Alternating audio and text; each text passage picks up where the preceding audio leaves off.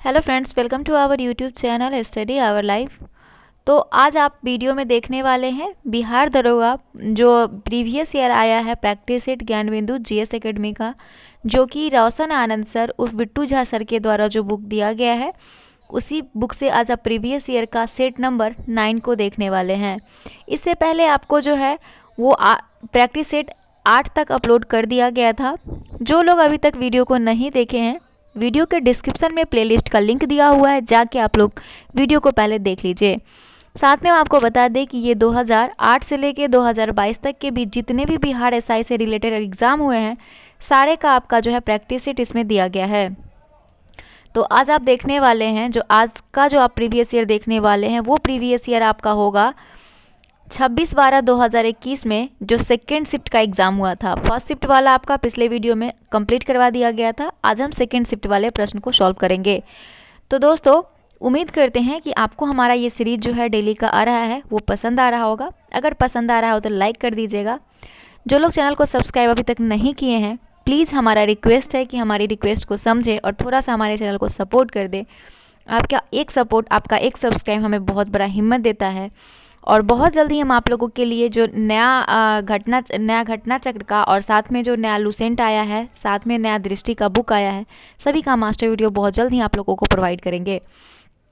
तो इस सभी के लिए आप हमारे चैनल को सब्सक्राइब जल्दी से कर दें और बेल आइकन ज़रूर प्रेस कर लें। और ज्ञान बिंदु का जो ये स्टडी नोट्स है, इसका भी आपको मास्टर वीडियो बहुत जल्दी मिल जाएगा, 102 दिन में मिल जाएगा। तो चलिए स्टार्ट करते हैं पहले प्रश्न की ओर। तो ये रहा आपका 26/12/2021 के सेकेंड शिफ्ट का क्वेश्चन। देखिएगा, पहला प्रश्न आपसे पूछा गया है कि किस दशक को United Nation decade of healthy ageing घोषित किया गया है। तो किस दशक को United Nation decade of healthy ageing घोषित किया गया है? तो 2021 से 2030 को। 2021 से 2030 को United Nation decade of healthy ageing घोषित किया गया है। अंतर्राष्ट्रीय दशक की अगर हम बात करें तो 2022 से 2032 को इंटरनेशनल डिकेड ऑफ इंडिजेनियस लैंग्वेज यानी स्वदेशी भाषाओं का अंतर्राष्ट्रीय दशक घोषित किया गया है 2022 से 32 को। 2021 से 30 को, इसे आप लोग पॉइंट करके याद कर लीजिएगा। 2021 से 2030 को घोषित किया गया है second decade of action for road safety यानी सड़क सुरक्षा के लिए कार्रवाई का दूसरा दशक 2021 से 30 को। 2021 से 30 को United Nation decade of healthy ageing यानी स्वस्थ उम्र बढ़ने का संयुक्त राष्ट्र दशक। 2021 से 30 को फिर से United Nation decade on ecosystem restoration यानी पारिस्थितिकी तंत्र की बहाली पर संयुक्त राष्ट्र का दशक। साथ में United Nation decade of ocean science for sustainable development यानी सतत विकास के लिए संयुक्त राष्ट्र महासागर विज्ञान दशक। ये तीनों जो है आपका चारों आपका 2021 से 30 को घोषित किया गया है। 2019 से 28 को जो है Nelson Mandela decade of peace घोषित किया गया। Nelson Mandela decade of peace 2019 से 28 को एक तो Nelson Mandela decade of peace, उसके बाद United Nation decade of family farming, इसे भी घोषित किया गया। 2018 से 2028 को international decade for action water for sustainable development यानी कार्रवाई के लिए अंतर्राष्ट्रीय दशक सतत विकास के लिए जल। उसके बाद 2018 से 2027 को third United Nation decade for the eradications of poverty यानी गरीबी उन्मूलन के लिए संयुक्त राष्ट्र का तीसरा दशक घोषित किया गया। 2016 से 25 को United Nation decade of action on nutrition पोषण पर कार्रवाई का संयुक्त राष्ट्र दशक 2016 से 25 को घोषित किया गया। 2016 से 25 में देखेंगे तो third international development decade of for Africa, third industrial development decade for Africa मतलब अफ्रीका के लिए तीसरा औद्योगिक विकास का दशक 2016 से 25 को। 2015 से 2024 को international decade for people of African descent यानी अफ्रीकी मूल के लोगों के लिए अंतर्राष्ट्रीय दशक। ये आपने 2015 तक का जितना भी दशक घोषित किया गया था सबको आपने देखा। यहाँ पे कुछ और भी है, उसको भी देख लीजिए। 2014 से 2024 को जो है United Nation decade of sustainable energy for all, sustainable energy for और यानी सभी के लिए सतत ऊर्जा का संयुक्त राष्ट्र दशक घोषित किया गया। नेक्स्ट, संयुक्त राष्ट्र द्वारा घोषित अंतर्राष्ट्रीय वर्ष 2024, 2023 और 2022, इस तीनों को आप नोट कर लीजिएगा। 2024 को घोषित किया गया है कैमलिड्स का अंतर्राष्ट्रीय वर्ष, कैमलिड्स का अंतर्राष्ट्रीय वर्ष। 2023 को बाजरा का अंतर्राष्ट्रीय वर्ष और 2022 को सतत पर्वतीय विकास का अंतर्राष्ट्रीय वर्ष, सतत विकास के लिए बुनियादी विज्ञान का अंतर्राष्ट्रीय वर्ष, कांच का अंतर्राष्ट्रीय वर्ष, कारीगर मत्स्य पालन और जलीय कृषि का अंतर्राष्ट्रीय वर्ष। अगला प्रश्न देखिएगा, निम्नलिखित सुल्तानों में से कौन लाख वक्स के नाम से जाना जाता है? तो लाख वक्स के नाम से कुतुबुद्दीन ऐबक को जाना जाता है। कुतुबुद्दीन ऐबक का कार्यकाल 1206 से 1210 तक था, 1206 से 1210। 13वीं शताब्दी की शुरुआत में तुर्कों द्वारा भारत में स्थापित प्रथम साम्राज्य को गुलाम वंश नाम दिया गया, गुलाम वंश। गुलाम वंश की स्थापना कुतुबुद्दीन ऐबक ने, जो कि मोहम्मद गोरी का गुलाम था, उसने किया था। मोहम्मद गोरी का गुलाम कुतुबुद्दीन ऐबक ने गुलाम वंश का स्थापना किया था। कुतुबुद्दीन ऐबक एक वीर एवं उदार हृदय वाला सुल्तान था। कुतुबुद्दीन ऐबक वह लाखों में दान दिया करता था। अपनी असीम उदारता के कारण इसे लाख वक्स कहा जाता है, असीम उदारता के कारण। इतिहासकार मिन्हाज ने ऐबक को हातिम द्वितीय की उपाधि प्रदान की है। मिन्हाज ने ऐबक को हातिम द्वितीय की उपाधि प्रदान की है। ऐबक ने हसन निजामी, फक्र ए मुदब्बिर जैसे विद्वानों के संरक्षण दिया और प्रसिद्ध सूफी संत ख्वाजा कुतुबुद्दीन बख्तियार काकी के नाम पर दिल्ली में कुतुब मीनार की नींव रखी, जिसे इल्तुतमिश ने पूरा करवाया। उसने दिल्ली में कुब्बतुल इस्लाम मस्जिद, अजमेर में स्थित 2.5 दिन का झोपड़ा नामक मस्जिद का निर्माण कुतुबुद्दीन ऐबक ने करवाया। सन 1210 में चौगान यानी कि पोलो खेलते समय घोड़े से अचानक गिर जाने के कारण जो है ऐबक की मृत्यु हो जाती है और ऐबक को लाहौर में दफनाया गया।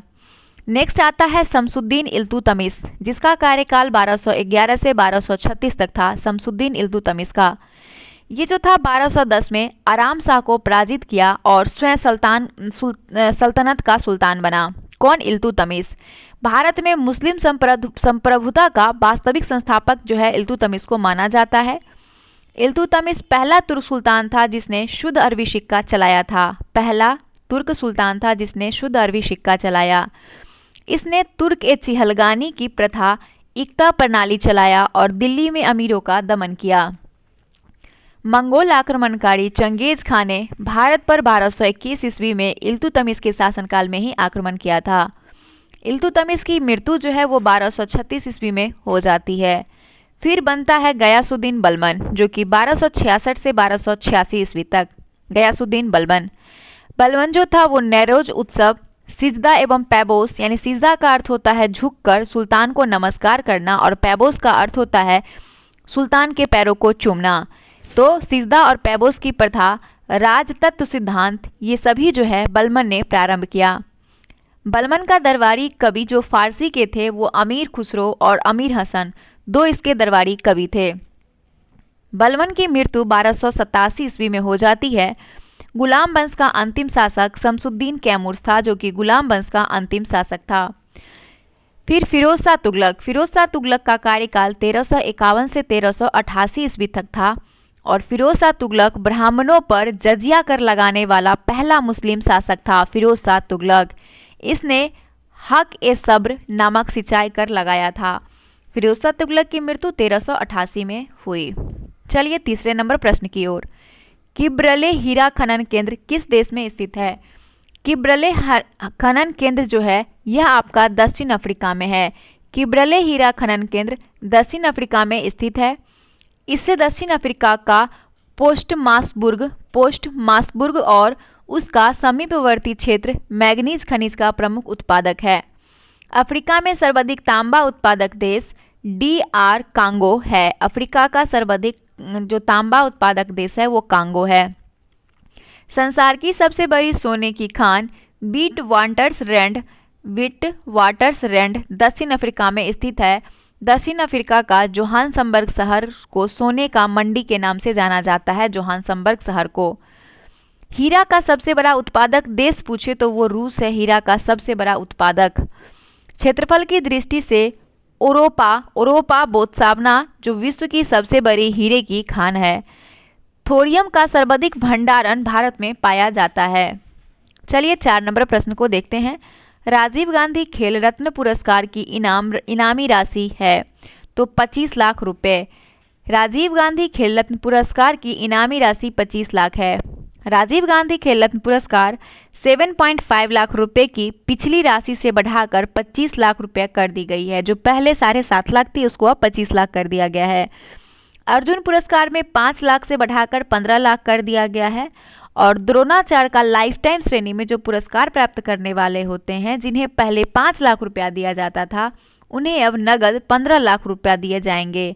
जबकि द्रोणाचार्य के रेगुलर श्रेणी में प्रति पुरस्कार 5 लाख रुपए के बजाय 10 लाख रुपए दिए जाएंगे।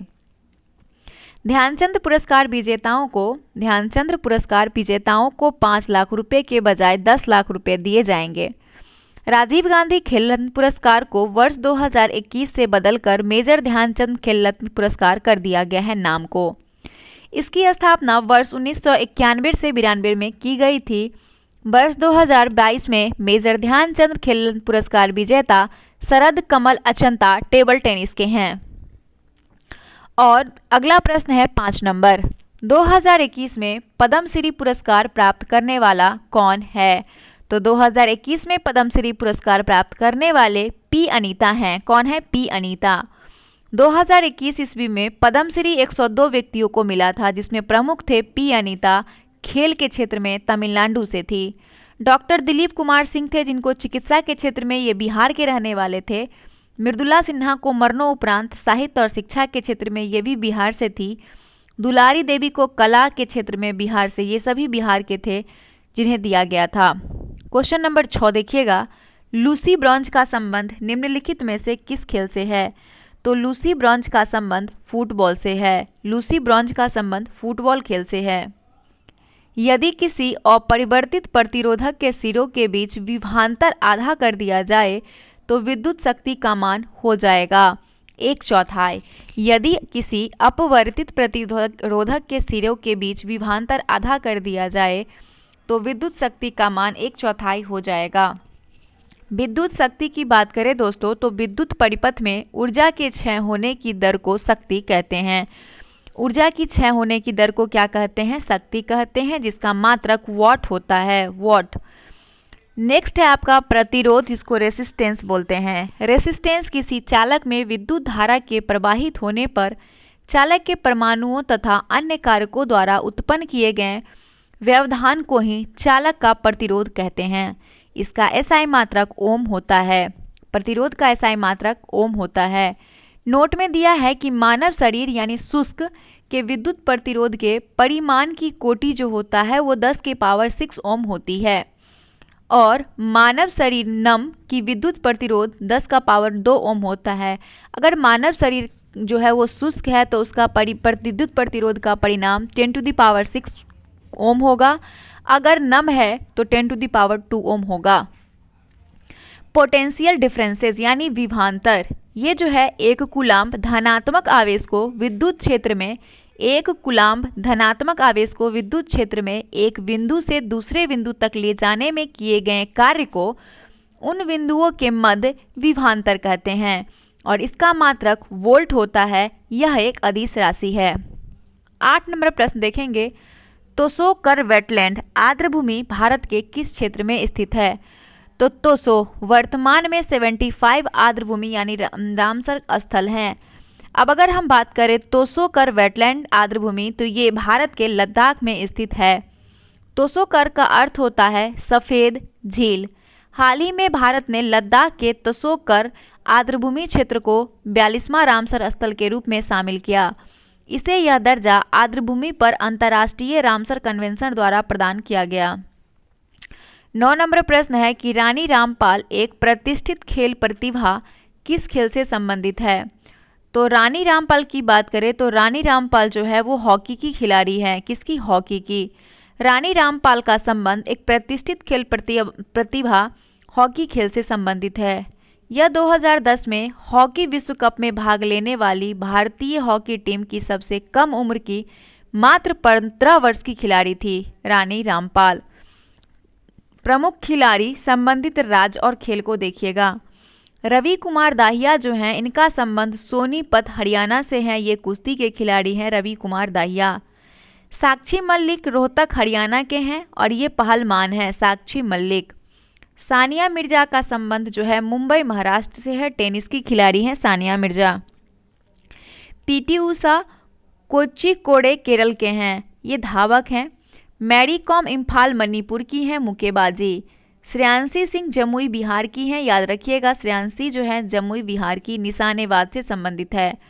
और वाईचुंग भूटिया ये टिनकितम सिक्किम फुटबॉल से रिलेटेड है। वाईचुंग भूटिया जो है सिक्किम राज्य के टिनकितम की रहने वाली हैं, फुटबॉल की खिलाड़ी हैं। 10 नंबर प्रश्न है कि डैश रुधिर में पैदा होने वाले सूक्ष्म जीवों को फंसाकर रुधिर निस्पंदक यानी फिल्टर के रूप में काम करता है। तो वो हमारा प्लीहा करता है। प्लीहा जो होता है वो सूक्ष्म जीवों को फंसाकर हमारे रुधिर को फिल्टर के रूप में काम करता है। स्प्लीन यह सबसे बड़ी लसिका ग्रंथि होती है। स्प्लीन सबसे बड़ी लसिका ग्रंथि होती है। ये आकार में सेम के जैसा होता है, सेम के जैसा इसका आकार होता है। मुख्य रूप से लसिकानु से भक्षकानु होते हैं। इसमें मुख्य रूप से लसिकानु से भक्षकानु होते हैं। प्लीहा में लाल रक्त कणिकाएं यानी आरबीसी होगा, लाल रक्त है ना, तो आरबीसी का रेड ब्लड कर्पल्सेस का बड़ा भंडार होता है। प्लीहा को आरबीसी का कब्रगाह कहा जाता है। नेक्स्ट है लसिका ग्रंथि। लसिका ग्रंथि छोटी ठोस रचनाएं होती हैं जो कि लसिका तंत्र पर भिन्न भिन्न स्थलों पर स्थित है, जो सूक्ष्मजीव या दूसरे प्रतिजन लसिका और उत्तक तरल में आ जाते हैं। लसिका ग्रंथि उन्हें फंसा लेती है। लसिका ग्रंथियों में फंसे प्रतिजन वहां मौजूद लसिकानुओं से सक्रियणीय और प्रतिरक्षा अनुक्रिया के लिए उत्तरदायी है। थाइमस या अस्थिमज्जा की बात करें बोन मैरो की, तो थाइमस और अस्थिमज्जा ऐसे प्राथमिक लसिका अंग हैं जहां अपरिपक्व लसिकानु प्रतिजन संवेदनशील लसिकानु में विभाजित होते हैं। परिपक्व के बाद लसिकानु प्लीहा यानी स्प्लीन, लसिका ग्रंथियां टॉन्सली, क्षुद्रांत के पेरोसेसिका, अपेंडिक्स जिसको बोलते हैं पेरिसेसिका जैसे द्वितीय अंगों में चले जाते हैं। द्वितीय लसिकाम अंग ऐसे स्थान है जहां लसिकानुओं की प्रतिजन के साथ पारस्परिक क्रियाएं होती है, जो बाद में प्रचुर संख्या में उत्पन्न होकर प्रभावी कोशिकाएं बन जाते हैं। लीवर की बात करें तो ये मानव शरीर की सबसे बड़ी ग्रंथि होती है। इसका वजन 1.5 से लेकर 2 kg के मध्य होता है, यानी 1.5 किलो से 2 kg के बीच होता है। ये उदर गुहा के ऊपरी भाग यानी दाहिने ओर स्थित होता है। यकृत कार्बोहाइड्रेट उपापचय के अंतर्गत ग्लाइकोजन का निर्माण एवं संचय करता है। ग्लाइकोजन का अमोनिया एक विषैला पदार्थ है जिसे यकृत यूरिया में बदल देता है। अमोनिया को यकृत प्रोटीन की अधिकतम मात्रा को कार्बोहाइड्रेट में परिवर्तित कर देता है। यकृत प्रोटीन की अधिकतम मात्रा को कार्बोहाइड्रेट में परिवर्तित कर देता है। 11 नंबर प्रश्न है कि निम्न में से कौन सी किरण धनावेशित कणों से युक्त है। तो अल्फा कण is the correct answer. Alpha विकिरण धनावेशित कणों से युक्त है। गामा किरण की बात करें तो इसका खोज हेनरी बैक्यूएल ने किया था। इसकी वेधन क्षमता अत्यधिक होती है। इसका उपयोग नाभिकीय अभिक्रिया कृत्रिम रेडियोधर्मिता में उपयोग किया जाता है। गामा का एक्सरे किरण का खोज जो किया था वो विल्हेम रॉन्टजन ने किया था। विल्हेम रॉन्टजन भौतिकी में पहले नोबेल विजेता 1901 के हैं। उपयोग जो है चिकित्सा तथा औद्योगिक क्षेत्र में एक्सरे किरण का किया जाता है। अगला है बीटा किरण। इसका खोज रदरफोर्ड ने किया था। इसका उपयोग चुंबकीय क्षेत्र और विद्युत क्षेत्र दोनों के द्वारा विक्षेपित हो जाती है। बीटा किरण पर ऋणात्मक आवेश होता है। ऋणात्मक आवेश होता है। बीटा किरण इलेक्ट्रॉन के बराबर अर्थात -1.6 × 10⁻⁻19 कूलम्ब जो होता है इलेक्ट्रॉन के बराबर इसका आवेश होता है। अल्फा कण पर आवेश प्रोटॉन के 2 गुना अर्थात 2 इंटू प्लस 1.6 इंटू 10⁻19 कूलम्ब होता है, 2 गुना होता है अल्फा किरण पर। और वहीं गामा किरण उदासीन होता है, इस पर कोई आवेश नहीं होता है। अगला प्रश्न 12 देखिएगा, निम्न में से किस कैल्शियम यौगिक का उपयोग दंत मंजन यानी टूथपेस्ट में एक हल्के अपघर्षक के रूप में किया जाता है? तो वो है आपका CaCO3, ऑप्शन नंबर सी। इसका उपयोग टूथपेस्ट में एक हल्के अपघर्षक के रूप में किया जाता है। चूना बनाने में, टूथपेस्ट बनाने में, दंतमंजन बनाने में, सीमेंट उद्योग में कैल्शियम कार्बोनेट का जो है उपयोग किया जाता है। CaCO3 को कैल्शियम कार्बोनेट कहते हैं। CaO को कैल्शियम ऑक्साइड, इसे बिना बुझा हुआ चूना या चूना भी कहते हैं।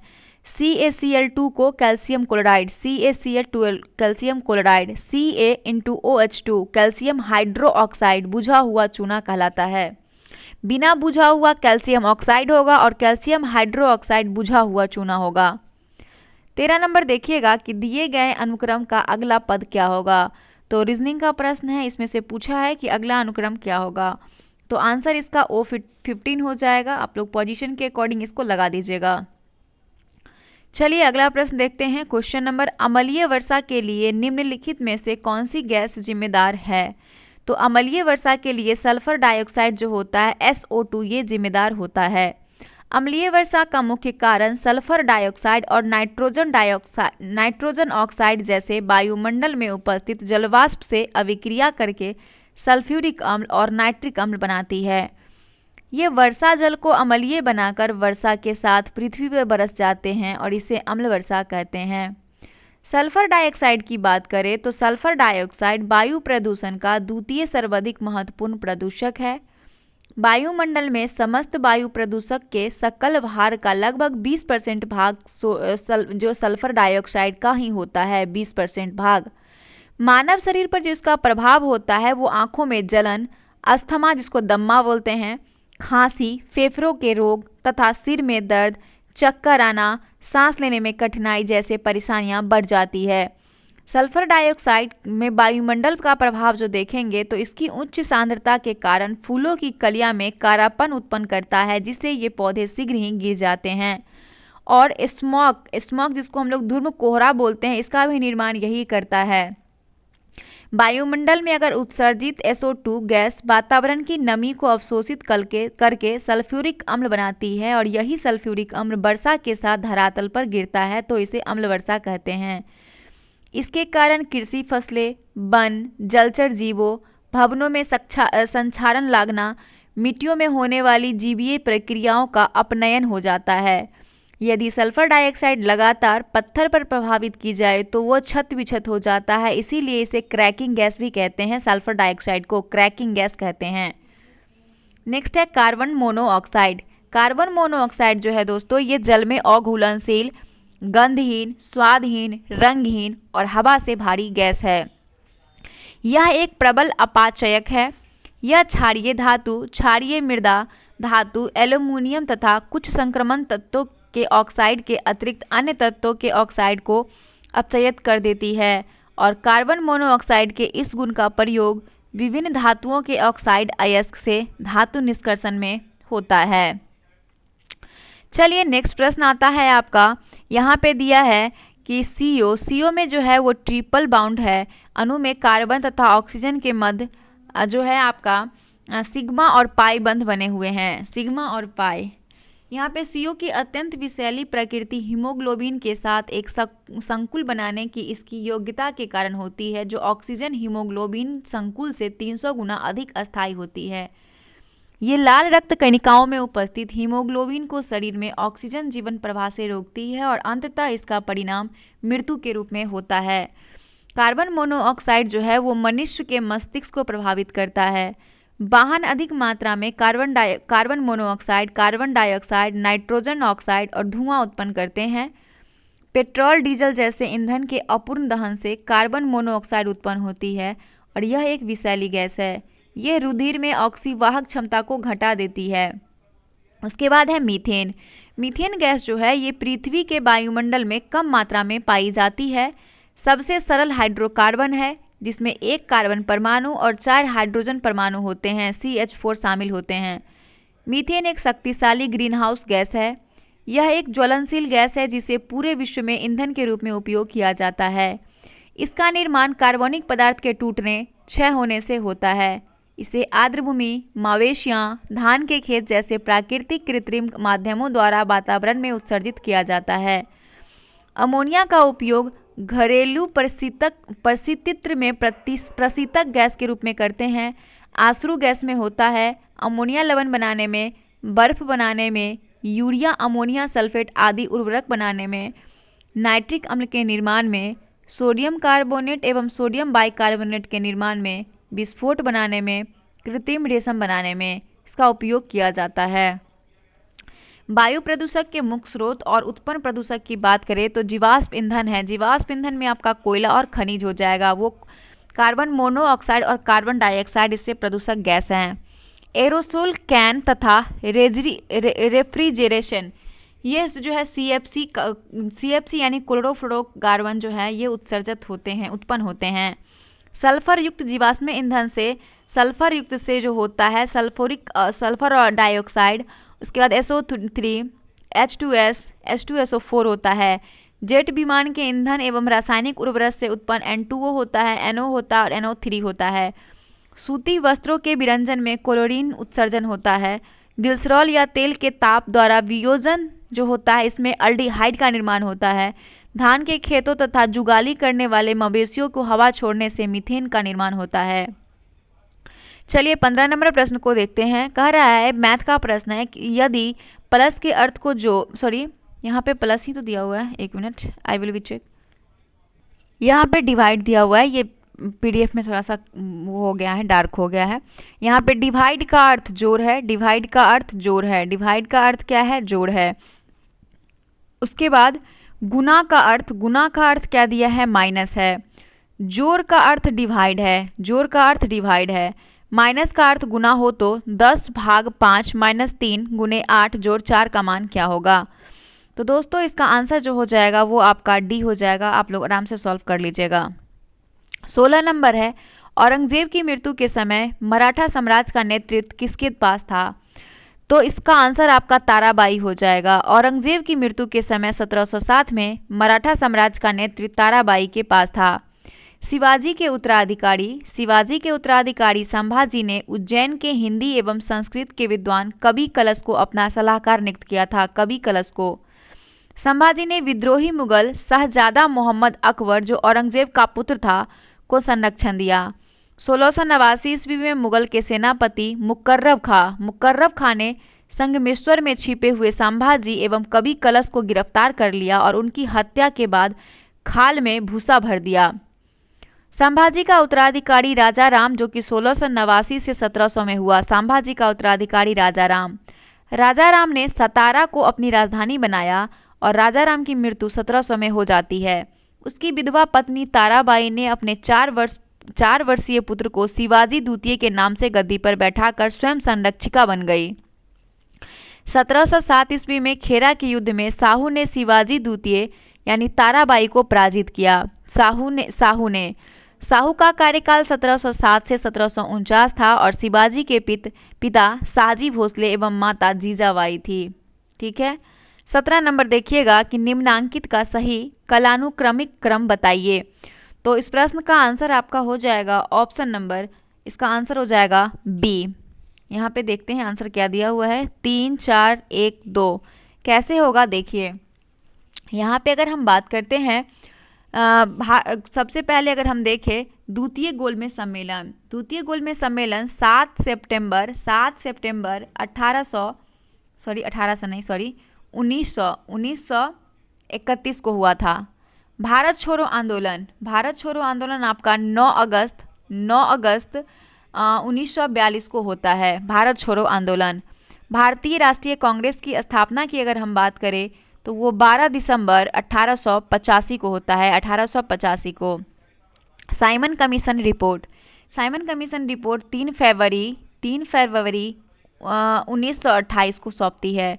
तो ये आपका जो है क्रम आप बता सकते हैं किसका क्रम, क्या सबसे पहले भारतीय राष्ट्रीय कांग्रेस की स्थापना होता है, फिर साइमन कमीशन रिपोर्ट सौंपती है, द्वितीय गोलमेज सम्मेलन होता है, फिर भारत छोड़ो आंदोलन। तो ऑप्शन जो क्रम है आपका बी बिल्कुल करेक्ट है। यहाँ पे भी आप एक्सप्लेनेशन में भी देख सकते हैं। 12 दिसंबर 1885 को राष्ट्रीय कांग्रेस की स्थापना होती है। साइमन कमीशन रिपोर्ट 3 फरवरी 1928 में देती है। द्वितीय गोलमेज सम्मेलन 7 सितंबर 1931 को और भारत छोड़ो आंदोलन 9 अगस्त 1942 को। अगला है कोटोपैक्सी पर्वतीय चोटी किस देश में स्थित है? कोटोपैक्सी ये जो है आपका स्थित है कहाँ पे? तो इसका आंसर हो जाएगा आपका इक्वाडोर। कोटोपैक्सी चोटी इक्वाडोर में है।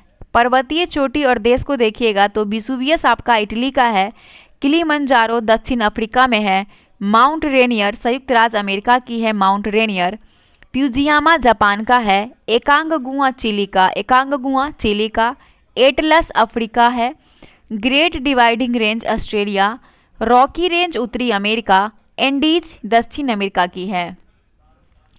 19 नंबर प्रश्न है कि किस परमाणु के तीसरे कक्ष में इलेक्ट्रॉन का कोणीय संवेग है? दिया गया है कि अगर H बराबर 6.6 × 10⁻³ जूल सेकेंड है तो इस प्रश्न का आंसर आप देखेंगे तो 3.15 × 10⁻³ जूल सेकेंड परमाणु के तीसरे कक्ष में इलेक्ट्रॉन का कोणीय संवेग है। Option number A. अब देखिए परमाणु क्या होता है? परमाणु तत्व का वह छोटा से छोटा कण है, यहाँ पे दिया हुआ है देख सकते हैं, वह छोटा से छोटा कण है जो किसी भी रासायनिक अभिक्रिया में भाग ले सकता है परंतु स्वतंत्र अवस्था में नहीं रह सकता है। परमाणु जो होता है परमाणु विद्युत उदासीन होता है। 20वीं शताब्दी में आधुनिक खोजों के परिणाम स्वरूप जे थॉमसन, रदरफोर्ड, चैडविक सभी वैज्ञानिकों ने यह सिद्ध कर दिया कि परमाणु विभाज्य है, 3 मूल कणों से मिलकर बना है जिन्हें इलेक्ट्रॉन, प्रोटॉन और न्यूट्रॉन कहते हैं। इलेक्ट्रॉन का खोज जे थॉमसन ने किया, प्रोटॉन के खोजकर्ता गोल्डस्टीन है और इसका नामकरण रदरफोर्ड ने किया था। वहीं न्यूट्रॉन के खोजकर्ता चैडविक हैं, 1932 में इसका खोज किए थे। 20 नंबर प्रश्न आता है कि बिजली क्षेत्र में कौशल विकास के लिए पहला skill development centre for excellence निम्नलिखित में से किस शहर में स्थापित किया गया? तो इस प्रश्न का आंसर हो जाएगा आपका ऑप्शन नंबर सी, गुरुग्राम में स्थापित किया गया। देखेंगे कि बिजली क्षेत्र में कौशल विकास के लिए पहला skill development centre for excellence Gurugram Haryana में स्थापित किया गया। कौशल विकास मंत्री राजकुमार सिंह ने गुरुग्राम में बिजली क्षेत्र में कौशल विकास के लिए पहले उत्कृष्टता केंद्र यानी COE का उद्घाटन किया। COE की स्थापना हरियाणा के गुरुग्राम स्थित राष्ट्रीय सौर ऊर्जा संस्थान के परिसर में हुआ। यह नया केंद्र भारत सरकार के कौशल विकास और उद्यमिता मंत्रालय द्वारा राष्ट्रीय शिक्षा और युवा मंत्रालय, फ्रांस सरकार और उसके अलावा श्राइनाइडर इलेक्ट्रिक के सहयोग से स्थापित किया गया है। 21 नंबर प्रश्न है कि पृथ्वी पर जीवन की उत्पत्ति कब हुई? तो पृथ्वी पर जीवन की उत्पत्ति जो है ये हुआ था आपका 3.8 बिलियन वर्ष पहले।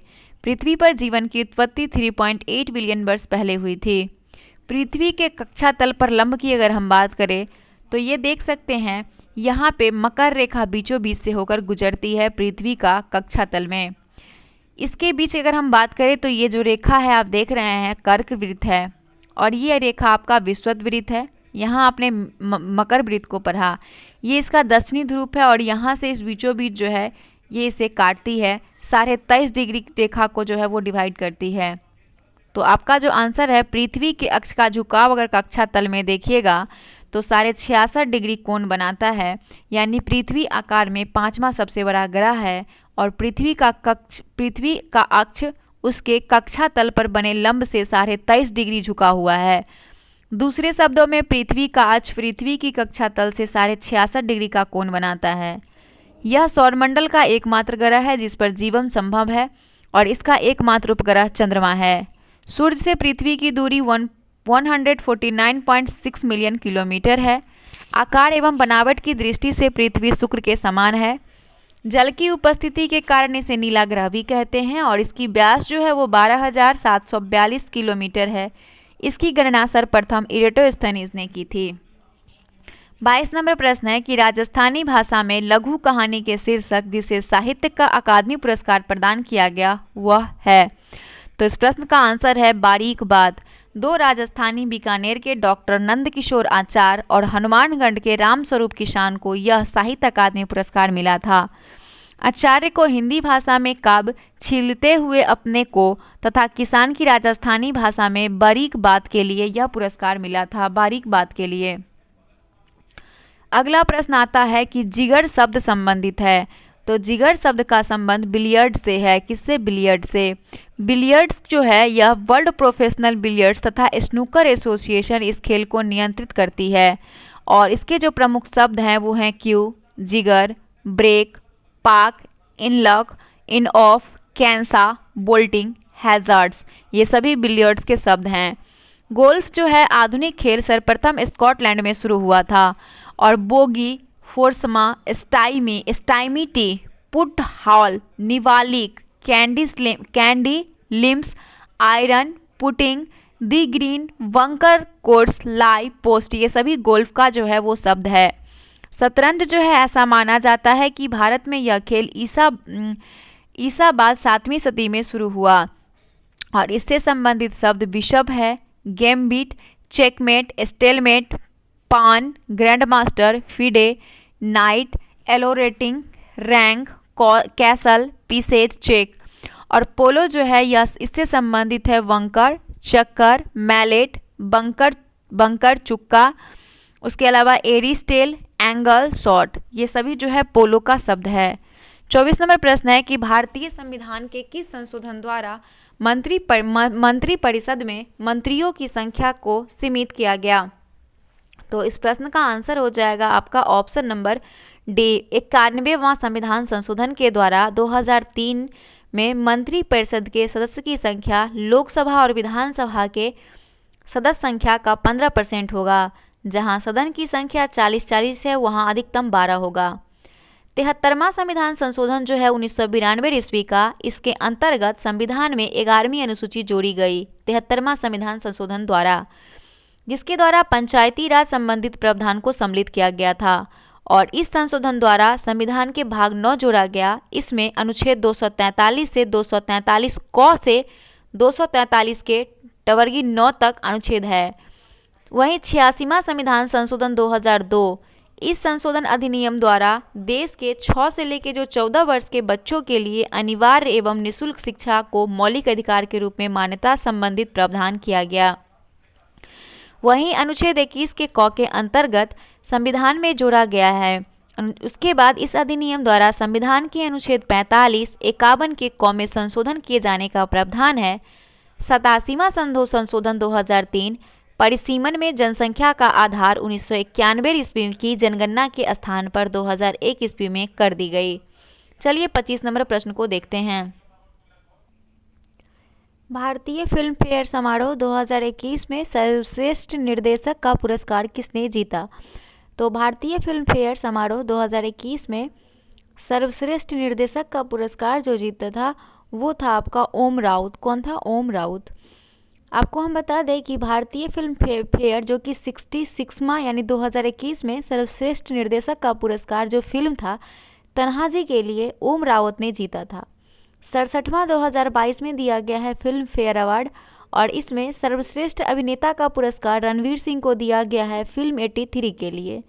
अभिनेत्री में कीर्ति सेनन जो है फिल्म मिमी के लिए और सर्वश्रेष्ठ सहायक में अभिनेता पंकज त्रिपाठी, इनको भी मिमी के लिए दिया गया है। 67वां फिल्म फेयर पुरस्कार 2022। 26 प्रश्न है कि कच्चे खाने वाले खाद्य पदार्थ को धोना चाहिए। कच्चे खाने वाले खाद्य पदार्थ को धोना चाहिए क्योंकि इसमें NaOH से खाने से NaOH से धोना चाहिए। NaOH का व्यापारिक नाम क्या होता है? तो कास्टिक सोडा होता है इसका व्यापारिक नाम। इसका रासायनिक नाम होता है सोडियम हाइड्रोक्साइड। इससे धोना चाहिए। इसका उपयोग जो है साबुन बनाने में, कागज और रेशम के उद्योग में आदि में किया जाता है। सोडियम हाइड्रोक्साइड का उपयोग। HCl इसका रासायनिक नाम है हाइड्रोक्लोरिक अम्ल। हाइड्रोक्लोरिक अम्ल का उपयोग क्लोरीन बनाने में, अम्लराज बनाने में, रंग बनाने में, क्लोराइड लवण के निर्माण में किया जाता है। H2SO4 इसका रासायनिक नाम वाइल ऑफ विट्रियोल है और इसका रासायनिक नाम पूछे तो सांद्र सल्फ्यूरिक अम्ल है। व्यापारिक नाम वाइल ऑफ विट्रियोल और रासायनिक नाम सांद्र सल्फ्यूरिक अम्ल है H2SO4 का। इसका उपयोग प्रयोगशाला में प्रतिकारक के रूप में, रंग उत्पादन में, पेट्रोलियम के शुद्धिकरण में, स्टोरेज बैटरी में किया जाता है। KMNO4 इसका व्यापारिक नाम लाल दवा है। KMNO4 का रासायनिक नाम पोटेशियम पर मैग्नेट है और इसका उपयोग जो है ये जल को कीटाणु रहित करता है।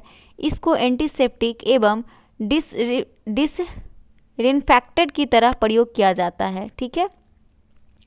27 नंबर प्रश्न है कि पहली बार ब्रिक्स फिल्म प्रौद्योगिकी संगोष्ठी का आयोजन किया गया, मेजबान देश कौन सा है?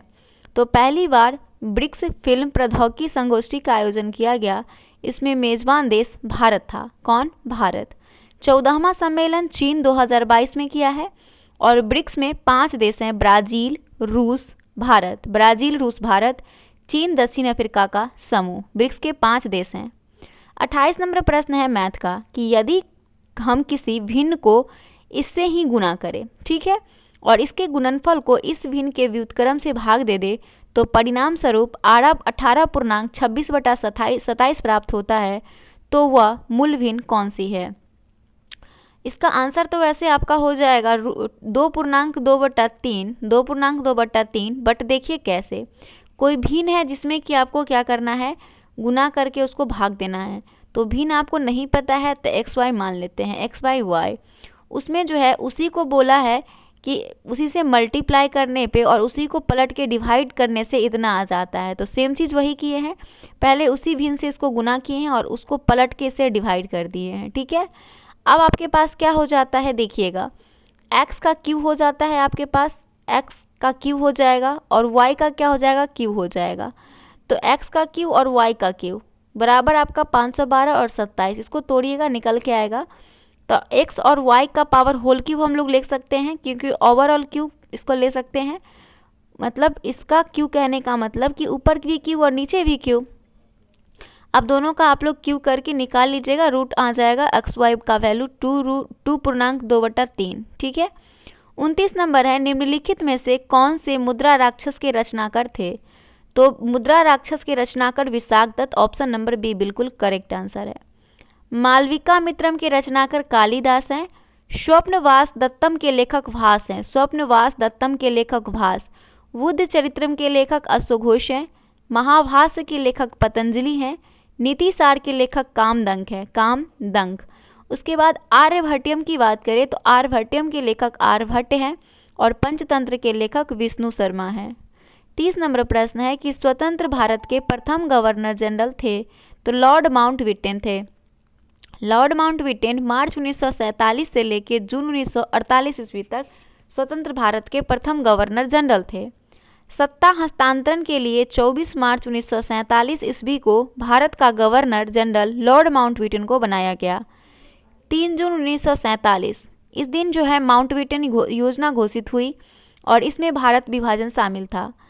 4 जुलाई 1947 को ब्रिटिश संसद में इटली द्वारा भारतीय स्वतंत्रता विधेयक प्रस्तुत किया गया, जिसे 18 जुलाई 1947 ईस्वी को स्वीकृति मिली और विधेयक के अनुसार भारत और पाकिस्तान 2 स्वतंत्र राष्ट्रों की घोषणा की गई।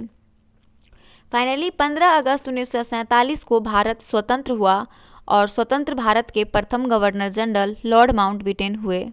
स्वतंत्र भारत के प्रथम और अंतिम गवर्नर जनरल पूछे तो वो चक्रवर्ती राजगोपालाचारी थे, स्वतंत्र भारत के प्रथम एवं अंतिम भारतीय गवर्नर जनरल। लॉर्ड बेवेल की बात करें तो 1944 से 47 इनका कार्यकाल था। इनके समय 1945 में बेबेल योजना और शिमला सम्मेलन होता है। द्वितीय विश्व युद्ध 1945 में समाप्त होता है बेबेल के समय, और बेबेल के समय कैबिनेट मिशन 1946 के प्रस्तावों को स्वीकार किया गया। रेड क्लिफ रेखा की बात करें तो भारत पाकिस्तान में विभाजित कर दिया गया। इसने ब्रिटिश भारत को भारत पाकिस्तान में विभाजित कर दिया। इसका नाम इस लाइन के वास्तुकार सर सिरिल रेड क्लिफ के नाम पर रखा गया, जो सीमा आयोग के अध्यक्ष थे। 31 नंबर प्रश्न है, प्रोटेस्टेंटवाद के जनक कौन थे? तो प्रोटेस्टेंटवाद के जनक जो थे वो थे मार्टिन लूथर। प्रोटेस्टेंटवाद के जनक मार्टिन लूथर थे। प्रत्यायवाद पूछे तो इसके जनक प्लूटे हैं। उसके बाद हेनरी 5th थे, एक ब्रिटेन का शासक था जिन्होंने ब्रिटेन पर शासन किया। राडर डैम। राडर डैम का इरास्मस डच मूल का एक मानवतावादी, धर्मशास्त्री और दार्शनिक था। अगला प्रश्न आता है 32 नंबर। विषुवतीय वर्षा वन को ब्राज़ील में किस नाम से जाना जाता है? तो विषुवतीय वर्षा को ब्राज़ील में सेल्वास के नाम से जाना जाता है। दक्षिण अफ्रीका के अर्जेंटीना में विस्तृत घास के मैदान को पम्पास कहते हैं और पम्पास को अर्जेंटीना का हृदय कहते हैं। प्रेरी घास के मैदान शीतोष्ण कटिबंधीय घास के मैदान हैं और ये संपूर्ण उत्तरी अमेरिका में विस्तृत है। कौन? प्रेरी। पतझड़ी या पर्णपाती ऐसे पौधे और वृक्ष को कहा जाता है जो हर वर्ष किसी मौसम में अपने पत्ते गिरा देते हैं।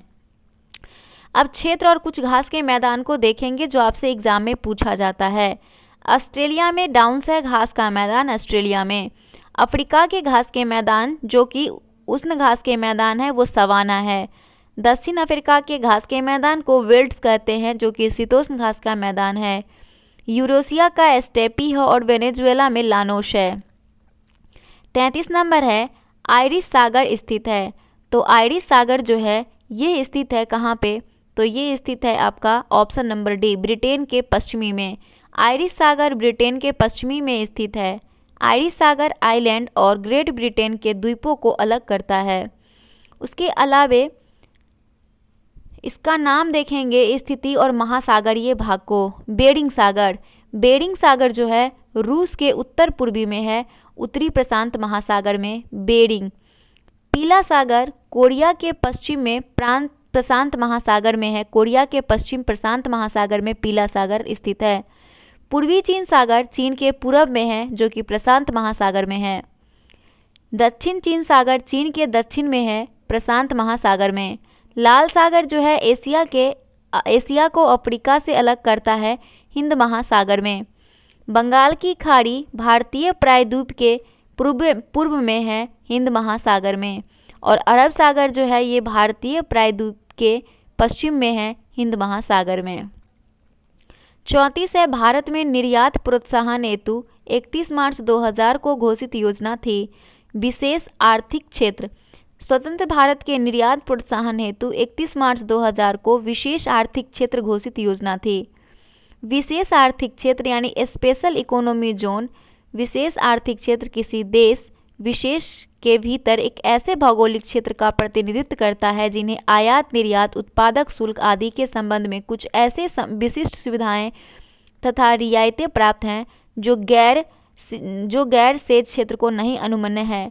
इन अनुमन्य सुविधाओं के कारण ही देश में स्थित विदेशी क्षेत्र की संज्ञा प्रदान किया जाता है और इनका जो प्रमुख उद्देश्य होता है निर्यात प्रदान, उत्प्रेरण और संवर्धन है। सर्वप्रथम निर्यात में प्रभावी वृद्धि लाने के उद्देश्य से एक पहल करते हुए केंद्र सरकार ने 8 परंपरागत निर्यात संवर्धन परिक्षेत्रों यानी कि EPZ एक्सपोर्ट प्रोसेसिंग जोन को 1 अप्रैल 2020 से प्रभावी एक्जिम नीति के अधीन स्पेशल इकोनॉमी जोन में रूपांतरित कर दिया और 1 अप्रैल 2000 से प्रभावी एक्जिम नीति में चीनी मॉडल का अनुसरण करते हुए विशेष आर्थिक सेज योजना लागू की गई। इसका उद्देश्य निर्यात हेतु अंतर्राष्ट्रीय रूप में प्रतिस्पर्धा एवं बाधा रहित वातावरण उपलब्ध कराना था। निर्यात प्रसंस्करण क्षेत्र की बात करें यानी कि EPZ एक्सपोर्ट प्रोसेसिंग जोन, ये जो है भारत एशिया का पहला देश है जिसने निर्यात संवर्धन में निर्यात प्रसंस्करण क्षेत्र की महत्ता को स्वीकार किया और कंडाला में एशिया का पहला निर्यात प्रसंस्करण क्षेत्र 1965 में स्थापित किया गया। कंडाला में इन क्षेत्रों की स्थापना का उद्देश्य है कि देश से निर्यातित वस्तुओं के लिए उपयुक्त वातावरण उत्पन्न करना ताकि वो अंतर्राष्ट्रीय प्रतियोगिता में अपना स्थान बना सके। निर्यात गृह और निर्यात व्यापार। निर्यात गृह, निर्यात व्यापार गृह, स्टार ट्रेडिंग गृह, ये जो है आपका यानी कि export house, trading house, star trading house यानी कि निर्यात गृहों, निर्यात व्यापार गृहों तथा स्टार ट्रेडिंग गृहों की योजना का उद्देश्य पहले से स्थापित निर्यातक और बने निर्यातक गृहों की बाजार क्षमता में वृद्धि करना है। निर्यात संवर्धन औद्योगिक पार्क जो कि एक्सपोर्ट प्रमोशन इंडस्ट्रियल पार्क है, वो निर्यात संवर्धन में राज्यों की अच्छी सहभागिता सुनिश्चित करने के उद्देश्य से केंद्र सरकार ने राज्यों में निर्यात संवर्धन औद्योगिक पार्क स्थापित करने की योजना बनाई। 35 नंबर प्रश्न देखते हैं। अगला प्रश्न है कि अधिकांश रोग कारक सूक्ष्मजीवी डैश तापमान पर सबसे तेज बढ़ते हैं। तो अधिकांश रोग कारक सूक्ष्मजीवी 37 डिग्री सेल्सियस तापमान पर तेज बढ़ते हैं, 37 डिग्री टेम्परेचर पर। अगला है 36, सही कथन की पहचान कीजिए। मौसम वायुमंडल का क्षणिक अवस्था है। जलवायु अपेक्षाकृत लंबे समय की मौसमी दशाओं का औसत है। आपका दोनों कथन जो है वो बिल्कुल सत्य है। जलवायु जो होता है वो किसी क्षेत्र में लंबे समय की दैनिक मौसमी दशाओं का माध्य है, जो कि तापमान, वर्षण, वायुदाब, पवन की आर्द्रता द्वारा व्यक्त किया जाता है वहाँ की जलवायु। पृथ्वी को मुख्य रूप से 3 जलवायु कटिबंधों में बांटा गया है। ट्रॉपिकल जोन यानी उष्णकटिबंधीय, शीतोष्ण कटिबंधीय को टेम्परेट जोन कहते हैं, और शीत कटिबंधीय यानी कि फ्रीज्ड जोन 3 भागों में बांटा गया है। विषुवत रेखा से ध्रुवों की ओर इन कटिबंधों का क्रमशः विस्तार होता है। विषुवत रेखा से ध्रुव की ओर। संसार का आर्द्रतम स्थान भारत का मानसिन नाम मेघालय है, जो कि सबसे आर्द्रतम स्थान है भारत का। विश्व का सबसे लंबा ठंडा स्थान पूछे तो अंटार्कटिका का बोस्टॉक है, जहां 21 जुलाई 1983 को 39.2 डिग्री तापमान रिकॉर्ड किया गया था बोस्टॉक में। जलवायु परिस्थितियां जो होती है वो अत्यधिक गर्म सहारा मरुस्थल है। जलवायु परिस्थितियां सबसे ज़्यादा गर्म सहारा मरुस्थल, सबसे ठंडा अंटार्कटिका, अधिक वर्षा मानसिन नाम और अत्यधिक सूखा चिली में। वायुमंडल। वायुमंडल विभिन्न प्रकार के गैसों का मिश्रण है। इसमें मनुष्य एवं जंतुओं के जीवन के लिए आवश्यक गैस जैसे ऑक्सीजन, पौधे के जीवन के लिए कार्बन डाइऑक्साइड पाई जाती है हमारे वायुमंडल में। अगर हम बात करें वायुमंडल के संगठन में कई गैसों का योगदान होता है, जिसमें 99% भाग केवल नाइट्रोजन और ऑक्सीजन का है। शेष लगभग 1% भाग में argon, carbon dioxide, neon, krypton, helium, hydrogen, xenon ये सभी सम्मिलित होता है। अगला है आपका हैकिंग के लिए किसी यूजर का पासवर्ड पता करना कहलाता है। तो हैकिंग के लिए किसी यूजर का पासवर्ड पता करना जो है इसे कहते हैं साइबर स्टॉकिंग। स्नीफिंग क्या होता है? स्नीफिंग जो होता है ये कंप्यूटर का शब्द है। ये सब एक प्रक्रिया जिसमें इन सभी डाटा पॉकेट्स को मॉनिटर और कलेक्ट किया जा सकता है, जो कि ये कंप्यूटर नेटवर्क से गुजरते हैं। स्नीफिंग का ज़्यादातर प्रयोग हैकर्स और अटैकर्स के द्वारा इलीगल तरीके से डाटा को कलेक्ट करने के लिए किया जाता है। स्पूफिंग क्या होता है? स्पूफिंग जो होता है वो सूचना सुरक्षा और विशेष रूप से नेटवर्क सुरक्षा के संदर्भ में एक स्पूफिंग हमला एक ऐसी स्थिति है जिसमें व्यक्ति या कार्यक्रम सफलतापूर्वक एक दूसरे के रूप में पहचानता है ताकि डेटा को गलत तरीके से फायदा पहुंचा सके। स्पैमिंग होता है कि किसी व्यक्ति को एक ही विषय पर बार बार मैसेज को भेजना स्पैमिंग कहलाता है। स्पैमिंग मेल का मुख्य उद्देश्य यूजर के कंप्यूटर का डाटा चोरी करना होता है, जैसे ईमेल, फेसबुक, व्हाट्सएप पर सबसे ज़्यादा स्पैमिंग होती है, अर्थात अवांछित संदेश या विज्ञापन लोगों को भेजना स्पैम कहलाता है। अगला प्रश्न है 38 नंबर। संसद की गर्मपूर्ति निश्चित है। तो संसद की गर्मपूर्ति जो है ये निश्चित होती है सदन की सदस्यता का 10वां भाग से, 1/10 भाग से। Option number A. संसद की गर्मपूर्ति निश्चित है सदन की सदस्यता का 10वां भाग से। गर्मपूर्ति अनुच्छेद 103 के 100 में आर्टिकल 100 के 3 के अनुसार प्रत्येक सदन की कार्यवाही के लिए सदस्यों की संख्या के 10वें भाग की उपस्थिति अनिवार्य है। गर्मपूर्ति न होने की स्थिति में सदन को कार्यवाही गर्मपूर्ति होने तक स्थगित कर दी जाएगी। 39 है, कौन सी चीनी यात्री चंद्रगुप्त द्वितीय के शासनकाल में भारत आया था? तो चंद्रगुप्त के समय फाहियान आया था। चंद्रगुप्त द्वितीय के समय फाहियान यात्री आया था। हर्षवर्धन के समय हेनसोंग आया था और हेनसोंग 629 में चीन से भारतवर्ष के लिए प्रस्थान किया था। हेनसोंग के अध्ययन के समय नालंदा विश्वविद्यालय के कुलपति आचार्य शिलभद्र थे। इत्सिंग जो है वो 7वीं शताब्दी के अंत में भारत आया था। तारानाथ एक तिब्बती लेखक था जिसने कंगूर और तंग्यूर नामक ग्रंथ की रचना की। 40 नंबर प्रश्न देखिएगा। विभिन्न देशों में कई लोगों को प्रभावित करने वाली बीमारी को कहा जाता है? तो उसे कहा जाता है महामारी।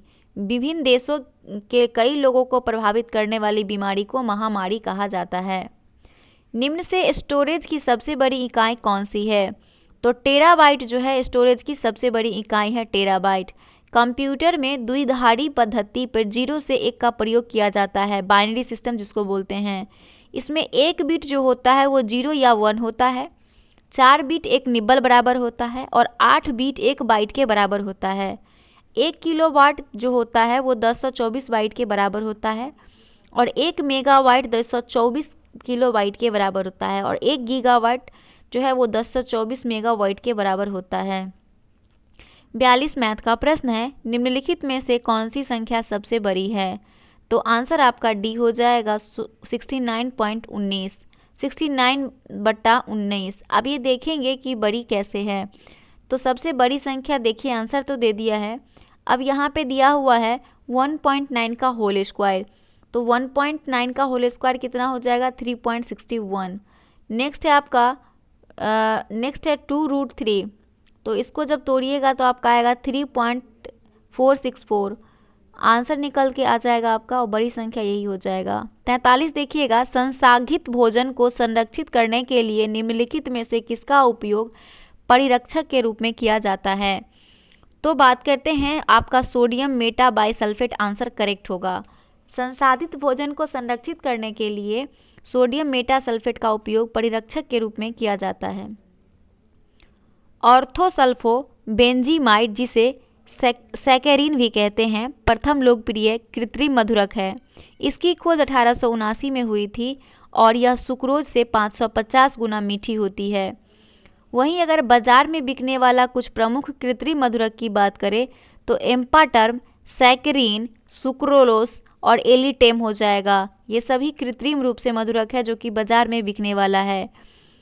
डाइक्लोफेनेक सोडियम आमतौर पर ऑस्टियोआर्थराइटिस क्या है? ऑस्टियोआर्थराइटिस, रूमेटाइड अर्थराइटिस, महामारी में होने वाली तीव्र दर्द, माइग्रेन और एकिलोसिंग यानी ऐसा इन्फ्लेमेटरी अर्थराइटिस जो जोड़ों और स्पाइन को प्रभावित करता है, जिसके कारण होने वाले दर्द, सूजन या इन्फ्लेमेशन से छुटकारा दिलाने में मदद करती है। सोडियम ट्राइपॉलीफॉस्फेट ट्राइफॉस्फोरिक एसिड का सोडियम नमक है। 44 नंबर प्रश्न है कि किस माह में भारतीय वायुसेना दिवस मनाया जाता है? तो भारतीय वायुसेना दिवस जो है अक्टूबर में मनाया जाता है। और ये प्रश्न आपका 6/12/2020 में जो ESI का PT हुआ था उसमें भी क्वेश्चन पूछा गया था। भारतीय वायुसेना दिवस अक्टूबर माह में मनाया जाता है। भारतीय वायुसेना 8 अक्टूबर को मनाते हैं और थल सेना 15 जनवरी को, नौसेना 4 दिसंबर को, संविधान दिवस 26 नवंबर को। भारत इजरायली कारमेल का उत्पादन शुरू करेगा। कारमेल क्या है? तो भारत इजरायली कारमेल का उत्पादन शुरू करेगा। कारमेल एक राइफल है। निम्न में से कौन सी एक ध्वनि की इकाई है? तो डेसिमल ध्वनि की इकाई है। विश्व स्वास्थ्य संगठन ने 45 डेसिमल तक की ध्वनि को कर्णप्रिय और मानवीय स्वास्थ्य के लिए सर्वाधिक सुरक्षित बताया है। प्रतिध्वनि की बात करते हैं तो किसी परावर्तक वस्तु जैसे किसी इमारत अथवा किसी पहाड़ के निकट जोर से चिल्लाने या ताली बजाने पर कुछ समय पश्चात वही ध्वनि फिर से सुनाई देती है, तो इसे प्रतिध्वनि कहते हैं। हमारे मस्तिष्क में ध्वनि की संवेदना लगभग 0.1 सेकेंड तक बनी रहती है और प्रतिध्वनि सुनने के लिए मूल ध्वनि तथा परावर्तित ध्वनि के बीच कम से कम 0.1 सेकेंड का समय अंतराल आवश्यक होना चाहिए। कैलोरी ऊर्जा की इकाई है। विद्युत धारा की इकाई एम्पियर है और वोल्ट विभवांतर की इकाई है। सतत विकास पर विश्व शिखर सम्मेलन 2002 में कहाँ पर हुआ था? तो इस प्रश्न का आंसर हो जाएगा जोहान्सबर्ग। सतत विकास पर विश्व शिखर सम्मेलन 2002 में जोहान्सबर्ग में हुआ था। सतत विकास प्रभाव शिखर सम्मेलन 2021 की अगर हम बात करें तो आयोजन इसका जो हुआ था 20 से 23 सितंबर को जिनेवा, स्विट्जरलैंड में। इसका आयोजन विश्व आर्थिक मंच द्वारा किया गया और विषय था shipping and equitable inclusive and sustainable recovery. आगे देखते हैं। अगला है दक्षिण अफ्रीका में प्रवास के दौरान महात्मा गांधी ने कौन सी पत्रिका प्रकाशित की। तो दक्षिण अफ्रीका में प्रवास के दौरान महात्मा गांधी ने इंडियन ओपिनियन पत्रिका को प्रकाशित किए। Indian opinion. नवजीवन पत्रिका के संपादक भी महात्मा गांधी ही थे। 1870 ईस्वी में केशव चंद्र सेन भारतीय सुधार संघ के संस्थापक थे। केशव चंद्र सेन। न्यू इंडिया और कॉमनवेल्थ समाचार पत्र के संस्थापक एनी बेसेंट थी। 49 है सितारों के टिमटिमाने का कारण है। तो सितारों के टिमटिमाने का कारण सितारों के प्रकाश का वायुमंडलीय अपवर्तन है। ऑप्शन नंबर ए, सितारों के प्रकाश का वायुमंडलीय अपवर्तन है। तारों का रंग उनके टेम्परेचर पर निर्भर करता है और उनकी आयु का सूचक है तारा का रंग। जो तारा जितना चमकीला होता है उसकी आयु उतनी कम होती है। तारों में पाए जाने वाली गैसों में हाइड्रोजन 71%, हीलियम 26.5% और अन्य तत्व 2.5% होते हैं। तारों में हाइड्रोजन का हीलियम में संलयन की प्रक्रिया पाई जाती है। हीलियम में संलयन की। 50 है प्रभाव कीटाणुनाशक जो उपकरणों की सतह को साफ करने के लिए उपयोग में लिया जाता है वो है आपका सोडियम मेटासिलिकेट। सोडियम मेटासिलिकेट जो है इसका उपयोग लिया जाता है कीटाणुनाशक के उपकरणों में साफ सफाई में। साइट्रिक अम्ल की बात करें तो नींबू, संतरा और अनेक खट्टे फलों में पाया जाता है। टार्ट्रिक अम्ल इमली में पाया जाता है। आयोडीन का उपयोग कीटनाशक के रूप में औषधि के उत्पादन में, टिंजर आयोडीन बनाने में, रंग उद्योग में किया जाता है। 51 देखिएगा दंडकारण्य का पठार किस राज्य में स्थित है।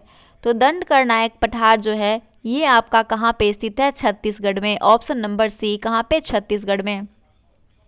अगर हम दंडकारण्य की बात करें तो ये उड़ीसा, छत्तीसगढ़, आंध्र प्रदेश में विस्तृत है। प्रदेश के दक्षिणी पश्चिमी भाग में मलकानगिरी, क्या है, मलकानगिरी का पठार स्थित है।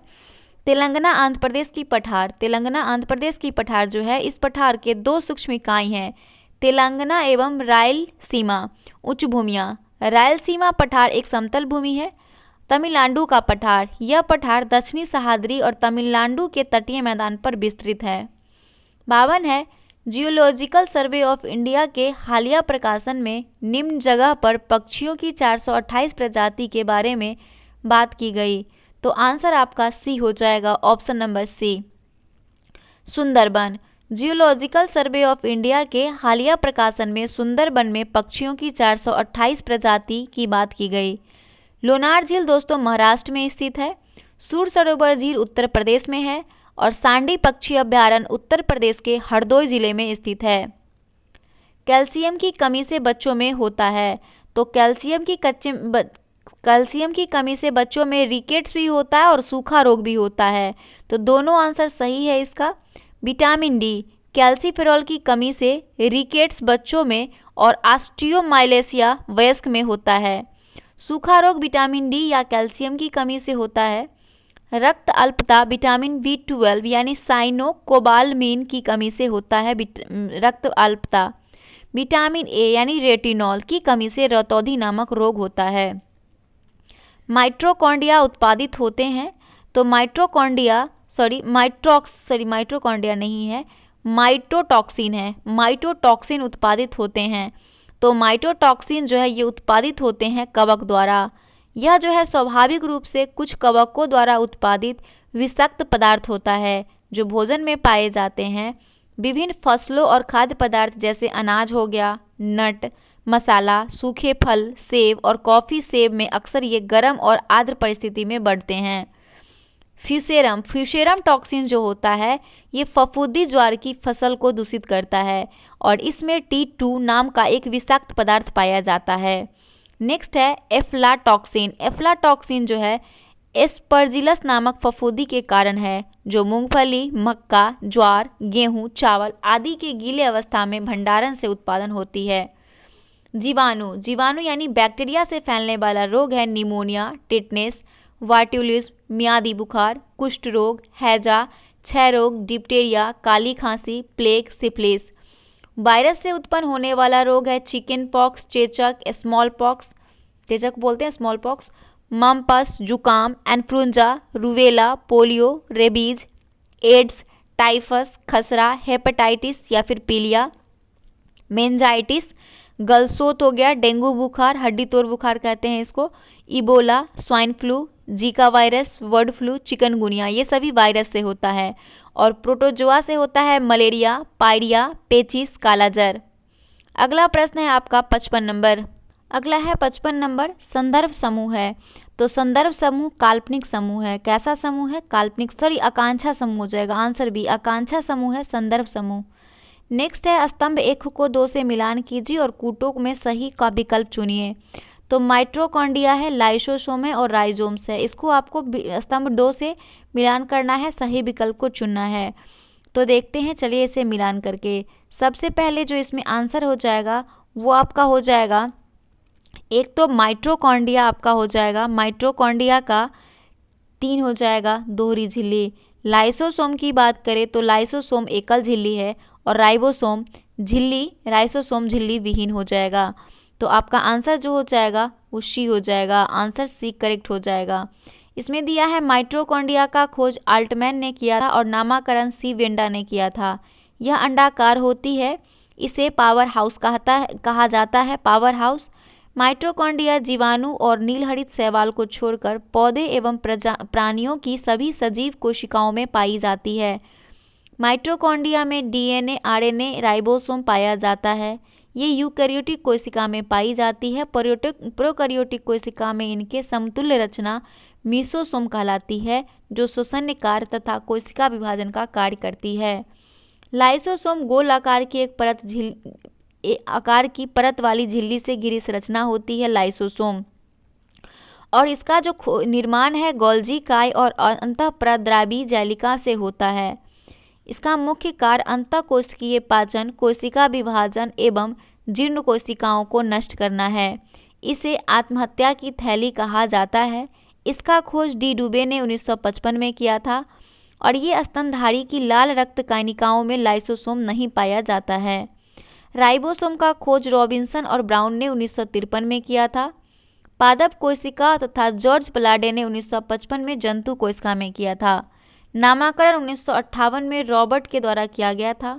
ये दोनों प्रकार की कोशिकाएं प्रोकैरियोटिक और यूकैरियोटिक में भाग लेता है, पाया जाता है। ये प्रोटीन संश्लेषण में भाग लेता है और इसे प्रोटीन का उत्पादन स्थल अर्थात प्रोटीन का फैक्ट्री कहा जाता है। आरएनए एवं प्रोटीन की उपस्थिति के कारण ही राइबोन्यूक्लिक प्रोटीन कण भी बनते हैं। 57 है कोशिका झिल्ली में सर्वाधिक प्रचुर लिपिड हैं, वो है आपका फास्फोलिपिड। कोशिका झिल्ली में सर्वाधिक प्रचुर लिपिड फास्फोलिपिड पाया जाता है। यह अर्धपरागमय झिल्ली है। इसकी मोटाई 25 एंगस्ट्रम से 75 एंगस्ट्रम तक होती है। यह फास्फोलिपिड एवं प्रोटीन की बनी होती है। जीव द्रव कला विसरण, जल प्रसारण क्रिया, प्रागम्यता एटीपी बनाने एवं इलेक्ट्रॉन के आवागमन हेतु कैरियर का कार्य करती है। 58 है 2021 में G20 शिखर सम्मेलन की मेजबानी किस देश ने की? तो इसका करेक्ट आंसर हो जाएगा आपका ऑप्शन नंबर सी। 2021 में G20 शिखर सम्मेलन की मेजबानी इटली ने की। 17वां सम्मेलन 2022 में इंडोनेशिया किया और 18वां सम्मेलन 2023 का जो 2023 में हो रहा है वो भारत कर रहा है G20 का। निम्न में से कौन भारतीय संविधान का के कौन सा से अनुच्छेद नागरिकता से संबंधित है? तो वो है आपका अनुच्छेद 5 से 11 नागरिकता से संबंधित है। अनुच्छेद 5 से 11, अनुच्छेद 5 से 11 जो है नागरिकता से संबंधित है। अनुच्छेद 13 में कोई भी अध्यादेश, आदेश, उपविधि, नियम, विनियम, अधिसूचना, कस्टम या व्यवहार जिसे कानून शक्ति प्राप्त हो उसमें शामिल है। 14 में विधि के समक्ष समता है। 15 में धर्म, जाति, नस्ल, लिंग, जन्म के स्थान पर भेदभाव है। 16 में लिंग नियोजन के विषय में अवसर की समता और 32 में संवैधानिक उपचारों का अधिकार है। हल्दीबाड़ी चिलाहाटी रेल लिंक भारत को किस देश से जोड़ता है? तो इस प्रश्न का आंसर हो जाएगा बांग्लादेश से। हल्दीबाड़ी चिलाहाटी रेल लिंक भारत को बांग्लादेश से जोड़ता है। हल्दीबाड़ी चिलाहाटी रेल लिंक 56 साल बाद भारत बांग्लादेश चिलाहाटी हल्दीबाड़ी रेल लिंक फिर से बहाल इंडो पाक युद्ध के समय बंद हुआ था। यह रेल लिंक को भारत और बांग्लादेश के बीच 5वें रेलवे लिंक के रूप में शुरू किया गया है। दोनों सरकार ने अपने रेल संपर्क द्विपक्षीय व्यापार को मजबूत करने के लिए इसे शुरू किया है। ट्रांस साइबेरियन रेल मार्ग विश्व का सबसे लंबा रेल मार्ग है, लगभग 9300 किलोमीटर। एनसीईआरटी के सत्र 2019 से 20 में इस पुस्तक की लंबाई 9332 किलोमीटर माना गया है। 61 नंबर रीजनिंग का प्रश्न है, आंसर आपका बी हो जाएगा। यहाँ पे लुप्त संख्या आपको ज्ञात करना है, देख सकते हैं। द रिपब्लिक एथिक वॉल्यूम 3 किसके चयनित भाषणों का संकलन है? तो इस प्रश्न का आंसर हो जाएगा Ramnath Kovind. The Republic ethic volume 3 Ramnath Kovind के चयनित भाषणों का संकलन है। रक्षा मंत्री राजनाथ सिंह द्वारा राष्ट्रपति रामनाथ कोविंद की 2 पुस्तक द रिपब्लिक एथिक और लोकतंत्र के स्वर की विमोचन किया गया और इस मौके पर रक्षा मंत्री ने कहा कि मेरे लिए राष्ट्रपति महोदय की इन पुस्तक का विमोचन करना गौरव की बात है। 63 नंबर है कि निम्न में से कौन सी विश्व की व्यस्तम नहर है? तो वो है आपका कील नहर, ऑप्शन नंबर बी। देखिए, कील नहर की बात करें, कील जर्मनी में है और ये उत्तरी सागर और बाल्टिक सागर के बीच है। पनामा नहर कैरेबियन सागर और प्रशांत महासागर के बीच है। बेलेंड नहर कनाडा में ईरी और ओंटारियो के बीच है। स्वेज नहर मिस्र में लाल सागर और भूमध्य सागर के बीच है। उसके बाद नेक्स्ट है ईरी नहर। ईरी नहर अमेरिका में ईरी झील और मिशिगन झील के बीच है। सू नहर अमेरिका में सुप्रियर झील को ह्यूरॉन झील से जोड़ती है। राइन नदी जर्मनी में स्थित है, राइन नदी। यदि किसी स्प्रिंग से धारा प्रवाहित कराई जाती है तो स्प्रिंग डैश होगी, संकुचित हो जाएगी, ऑप्शन नंबर बी। क्या हो जाएगा कि यदि किसी स्प्रिंग से धारा को प्रवाहित कराई जाती है तो स्प्रिंग संकुचित होगी। अगला प्रश्न है 65 नंबर, किस सुल्तान ने दीवान ए अमीर एक कोही नामक नया विभाग बनवाया? तो वो था मोहम्मद बिन तुगलक ने दीवान ए अमीर एक कोही नामक नया विभाग बनवाया, ऑप्शन नंबर डी। दीवान ए अमीर एक कोही मोहम्मद बिन तुगलक का कृषि विभाग था। दीवान ए बंदगान फिरोज शाह तुगलक का दास विभाग है, बंदगान। दीवान ए खैरात भी फिरोज शाह तुगलक का दान विभाग है। दीवान ए इस्तेहाक फिरोज शाह तुगलक का पेंशन विभाग है। हस्म ए कल्ब ये इल्तुतमिश की केंद्रीय सेना है। हस्म ए अतरफ ये इल्तुतमिश की सामंत और प्रांतपतियों की सेना है। दीवान ए अर्ज बलबन का सैन्य विभाग है। सिकंदर ने एक संस्कृत के आयुर्वेद ग्रंथ का फारसी में फरंगेरे सिकंदरी के नाम से अनुवाद एवं गाना विद्या के श्रेष्ठ ग्रंथ लज्जत ए सिकंदर शाही की रचना किया। 66 है कि ए के किस मान के लिए 4 अंकों की संख्या 6a25 को 11 से भाज्य है? तो इस प्रश्न का आंसर आपका सी हो जाएगा 3।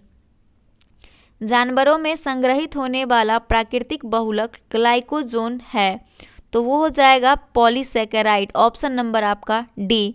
पॉलीसेकेराइड मोनोसेकेराइड के कई अणुओं के मिलने से लंबी श्रृंखला वाली अघुलनशील पॉलीसेकेराइड का निर्माण होता है, जैसे स्टार्च, ग्लाइकोजेन, सेलुलोज, काइटिन। इसके स्रोत हैं कार्बोहाइड्रेट सभी प्रकार के अनाज जैसे गेहूं, मक्का, चावल, बाजरा, जौ, शक्कर, गुड़, शहद, सूखे फल, अंजीर, दूध, पके फल, शकरकंद, गन्ना, इटिशे।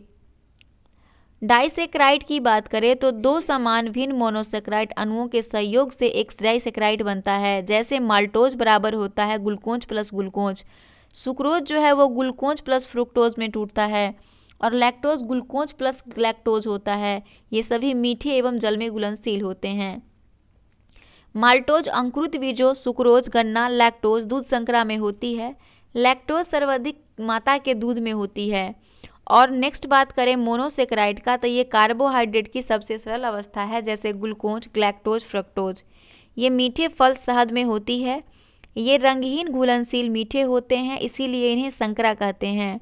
और ट्राइसैकेराइड ये कार्बोहाइड्रेट हैं जिनके जल अपघटन से 3 मोनोसेक्राइड बनते हैं, उन्हें ट्राइसैकेराइड कहते हैं। 68 है, निम्न में से कौन सा लक्षण प्राथमिक समूह का है? तो आपका हो जाएगा घनिष्ठ एवं आमने सामने का मेल मिलाप। घनिष्ठ एवं आमने सामने के मेल मिलाप प्राथमिक समूह का लक्षण है। प्राथमिक समूह के कई दृष्टांत है, परिवार, मित्र, मंडली, जनजातीय समाज, पड़ोस और खेल समूह। इनके सदस्य के बीच में घनिष्ठ अनौपचारिक प्रत्यक्ष संबंध होते हैं। इस समूह के सदस्य में अपनत्व की भावना होती है। भारतीय गांव एक प्राथमिक समूह है। गांव के लोग न केवल एक दूसरे को व्यक्तिगत रूप से जानते हैं, वो प्रत्येक परिवार के इतिहास से परिचित होते हैं। इरावती करबी अपनी पुस्तक द हिंदू सोशल ऑर्गेनाइजेशन में कहती है कि गांव में जब कोई अजनबी आते हैं तो उसकी पहचान अजनबी के रूप में सारा गांव करता है। प्राथमिक समूह का लक्षण जिन लक्षणों का उल्लेख करते हैं वो सब लक्षण आपका है एक से अधिक व्यक्ति, संवेग, पारस्परिक पहचान, शारीरिक समीपता, लघु आकार, संबंधों की अवधि, सुनिश्चितता, सजातीयता और आत्मनिर्भरता। ये जो 9 है आपका, यही सभी लक्षण है किसका, तो प्राथमिक समूह का। 69 है सूची 1 को सूची 2 से मेल कीजिए और दिए गए कूट में से सही उत्तर का चयन कीजिए। तो पहला ग्राम पंचायत का गठन, ये आपका हो जाएगा अनुच्छेद 40 में है। समान नागरिक संहिता अनुच्छेद 44 में है। कृषि और पशुपालन अनुच्छेद 48 में है। और न्यायपालिकाओं और कार्यपालिकाओं का पृथक्करण अनुच्छेद 50 में है। आंसर आपका 1 हो जाएगा करेक्ट आंसर। एक्सप्लेनेशन सेम ही है। व्यापार एवं प्रशुल्क पर समझौता की स्थापना कहाँ हुई थी? तो व्यापार एवं प्रशुल्क पर समझौता की स्थापना जेनेवा में हुई थी। ऑप्शन नंबर इसका करेक्ट हो जाएगा बी, जेनेवा में। भारत द्वारा CMS-01 नामक संचार सैटेलाइट छोड़ा गया, यह किसका प्रतिस्थापन है? तो यह प्रस्तावन था किसका? तो GSAT-12 का। ऑप्शन नंबर सी, GSAT-12 का प्रतिस्थापन था। GSAT-12 जो है ये भारतीय अंतरिक्ष अनुसंधान संगठन द्वारा विकसित किया गया है, जिसका प्रक्षेपण 25 दिसंबर 2013 को सतीश धवन अंतरिक्ष केंद्र से हुआ था। 2021 का शांति के लिए नोबेल पुरस्कार किसे दिया गया? तो मारिया रेसा और डिमिट्री मुराटोवा को दिया गया था। आंसर नंबर बी बिल्कुल करेक्ट आंसर है। 2021 का शांति का नोबेल पुरस्कार मारिया रेसा फिलीपींस की और दिमित्री मुराटोवा रूस को दिया गया था। वेबर के अनुसार सामाजिक विज्ञान का पूर्ण उद्देश्य सामाजिक क्रिया डैश के सोच का विकास करना। तो ये हो जाएगा आपका वेबर के अनुसार सामाजिक विज्ञान के पूर्ण उद्देश्य सामाजिक क्रिया के व्याख्यात्मक सोच का विकास करना है। मैक्स वेबर सामाजिक क्रिया। मैक्स वेबर एक जर्मन समाजशास्त्री थे। उन्होंने कार्य में धर्म, पूंजीवाद का उदय, आदर्श प्रकार, आदर्श नौकरशाही, नौकरशाही के कार्य पद्धति, सत्ता शक्ति आदि शामिल हैं। मैक्स वेबर दुर्खीम के समकालीन थे। वेबर मार्क्स के विचारों से प्रभावित थे, किंतु वो अनेक बिंदुओं पर मार्क्स से असहमत थे।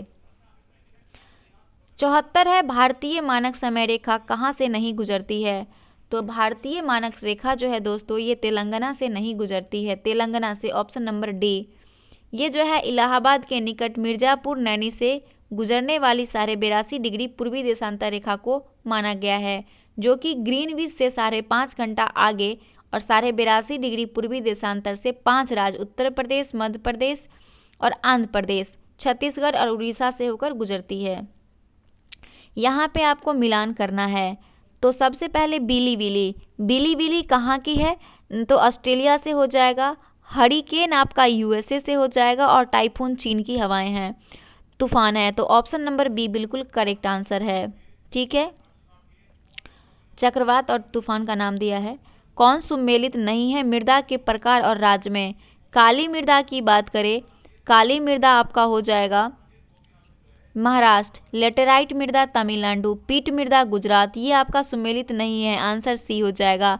पीट मृदा जो है ये भारत, अगर हम पीट मृदा की बात करें दोस्तों तो सबसे पहले जानिए कि मिट्टी के अध्ययन को पेडोलॉजी कहते हैं। ठीक है, भारतीय कृषि अनुसंधान परिषद 1986 में देश के 8 प्रमुख 27 गौण प्रकार की मिट्टी का पहचान किया है। 8 प्रकार की मिट्टी जो है जलोढ़, लाल, काली, लेटेराइट, मरुस्थलीय, पर्वतीय, पीट, दलदली, लवणीय और क्षारीय मृदाएं हैं। देख सकते हैं यहाँ पे दिया है, जिसमें से आपसे पूछा गया है कि पीट मृदा के बारे में, तो डायरेक्ट हम पीट मृदा के बारे में पढ़ते हैं, बाकी एक्सप्लेनेशन आपका काफ़ी ज़्यादा लंबा हो जाएगा। पीट मृदा जो है देखिए ये नम जलवायु में बनती है। सरी वनस्पतियों से बनी पीट मिट्टियों का निर्माण केरल, तमिलनाडु के आर्द्र प्रदेशों में हुआ है। केरल, तमिलनाडु इसका करेक्ट आंसर होता। अगला है हाइवा-बस-2 मिशन किस अंतरिक्ष एजेंसी का मिशन है? तो हाइवा-बस मिशन जो है ये जक्सा एजेंसी का है, जक्सा का है। जक्सा कहाँ की सरकारी अंतरिक्ष एजेंसी है? जापान की। ठीक है, इसरो जो है ये भारत का है, इसका हेडक्वार्टर बेंगलुरु में है। नासा अमेरिका का अंतरिक्ष यान है, इसका हेडक्वार्टर वाशिंगटन में है। और लंसा जो है ये भारतीय राष्ट्रीय विज्ञान अकादमी नई दिल्ली में स्थित है, LNSA। महिला के लिए शॉट पुट का वजन कितना होगा? तो महिला के लिए शॉट पुट का वजन जो होगा वो 4 kg का होगा। शॉट पुट एथलीट धातु की गेंद को हवा में फेंकते हैं और महिला के लिए जो इसका वजन होता है वो 4 किलोग्राम, पुरुष के लिए 7.26 किलोग्राम का होता है पुरुष के लिए। जिमैक्स संयुक्त नौसेना अभ्यास है। जिमैक्स जो है दोस्तों ये नौसेना का अभ्यास है भारत और जापान के बीच। अजय बैरियर भारत और यूके के बीच। SIMBEX Bharat Singapore. Hand in hand Bharat और चीन के बीच है। वहीं मित्र शक्ति भारत श्रीलंका। युद्ध अभ्यास भारत अमेरिका। समुद्र शक्ति भारत इंडोनेशिया। निवल निवेश प्राप्त करने हेतु सकल निवेश में क्या घटाया जाता है? तो इसमें से मूल्यह्रास को घटा दिया जाता है, तब जाके आपको निवल निवेश प्राप्त होता है।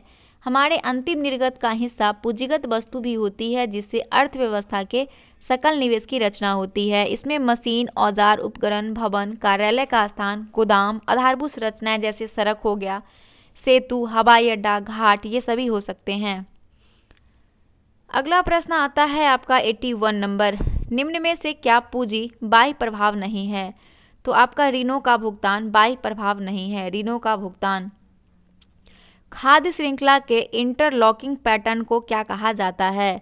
तो इसके इंटरलॉकिंग पैटर्न को खाद्य जाल कहा जाता है।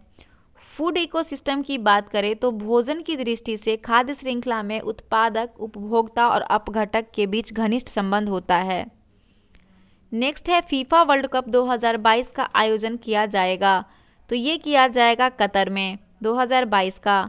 फुटबॉल 2022 फीफा फुटबॉल विश्व कप कतर दोहा में। अंडर 17 पुरुष विश्व कप 2023 पेरू में। फीफा महिला विश्व कप 2023 ऑस्ट्रेलिया एवं न्यूजीलैंड में। 22वां फीफा फुटबॉल कप 2026 का कनाडा एवं मैक्सिको अमेरिका में।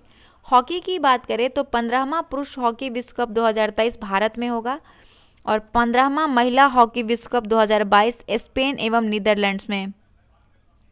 सामाजिक मूल्यों को आत्मसात करने की प्रक्रिया को डैश कहते हैं? तो सामाजिक मूल्यों को आत्मसात करने की प्रक्रिया को समाजीकरण कहते हैं। आधुनिकीकरण क्या होता है? तो आधुनिक विचारों को आत्मसात करने के लिए आधुनिकीकरण होता है।